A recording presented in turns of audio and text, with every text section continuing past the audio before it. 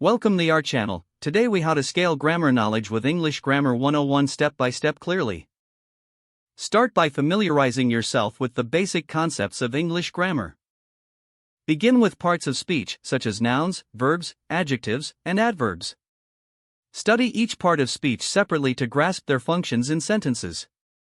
Next, explore sentence structure, including subjects, predicates, and objects. Investigate different types of sentences, such as declarative, interrogative, imperative, and exclamatory. Once comfortable with sentence types, move on to clauses and phrases. Learn how independent and dependent clauses work within complex sentences. Delve into verb tenses to understand how they convey time and action. Practice forming correct tense structures, including simple, continuous, perfect, and perfect. Explore the rules of subject-verb agreement to ensure consistency in your writing.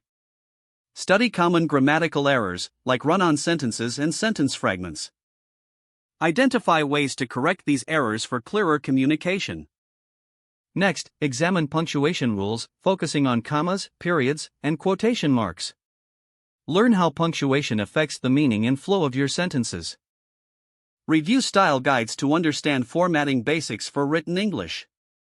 Practice writing short paragraphs that demonstrate your grammar knowledge. Seek feedback from peers or instructors on your written work. Utilize grammar checking tools to help identify areas for improvement. Engage in daily grammar exercises or quizzes to reinforce your learning.